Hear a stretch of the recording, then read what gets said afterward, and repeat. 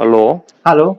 હા, મેં કોઈ તમારા મેરેજ હતા અમારે ત્યાં આ લોકો પ્રોગ્રામ કરવાનું કહેતા હા, હતા પણ અમે ટાઉન ના હોલમાં. પાડી છે કે ભાઈ એવું નહીં કરો તમે. Marriage okay. હોય એટલે બધાની આપની મુશ્કેલી હું સમજી શકું. ના ના, મેં કોઈ ચોક્કસ બીજો સાહેબ. હોલ મળે તો તમારો એટલે તમારો સમયે તમારે કરજો જ ત્યાં. અમે ઓકે. ના અહીંયાથી ના પાડી દીધી છે. ના ના, ચોક્કસ સાહેબ. થેન્ક હા યુ સર. આટલું તમે આભાર. હા હા. ચોક્કસ સર. છતાં બી કઈ તકલીફ હોય તો આ નંબર છે, તમે તાર વાત કરજો. હા, ચોક્કસ સરજી. Okay okay. સાહેબ. હા ઓકે. હા, ભલે. બ્રિજેશભાઈ ખાસ કરીને મુખ્યમંત્રીનો કાર્યક્રમ અહીંયા હોવાથી ક્યાંક ને ક્યાંક તમારે લગ્ન પ્રસંગમાં તકલીફ પડતી હતી ત્યારે તમે મુખ્યમંત્રીને રજૂઆત કરી. શું રજૂઆત હતી અને કઈ રીતનો પ્રસંગ હતો? હા, અમને પેલા 20 તારીખનો જે પ્રોગ્રામ હતો મુખ્યમંત્રી કેન્સલ થતા અમને થયું કે 23 તારીખે તો અમારે પ્રસંગ છે.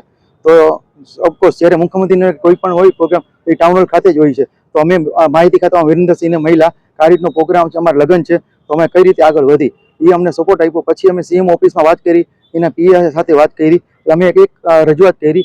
તરત 1 કલાકની અંદર એના પીએનો ફોન આવ્યો કે તમારો પ્રશ્ન શું છે. મેં કીધું મારા લગ્ન છે આ તારીખે, તમારો અહીંયા હર વખતે જેમ આ વખતે પણ તમારો અહીંયા જ પ્રોગ્રામ હોય છે. તો એ કે અમે કલાક આપો, એ કે અમે તમને આ પ્રશ્નનો સોલ્વ આપી. પીએ એના મુખ્યમંત્રી સાથે વાત કરી આનું નિવારણ લઈ આવ્યા.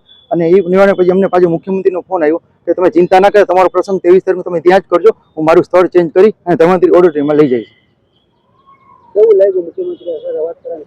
બહુ રિસ્પેક્ટ. 2 કલાકમાં આટલો ઝડપી રિસ્પેક્ટ નાના માણસ સુધી પહોંચાડ, નાના માણસ આટલું નાનાકી વાત ઉપર આટલી મુખ્યમંત્રી સુધી પહોંચાડી. પીએમ કાર્યાલય એનો પણ અમે આભાર વ્યક્ત કરી છે.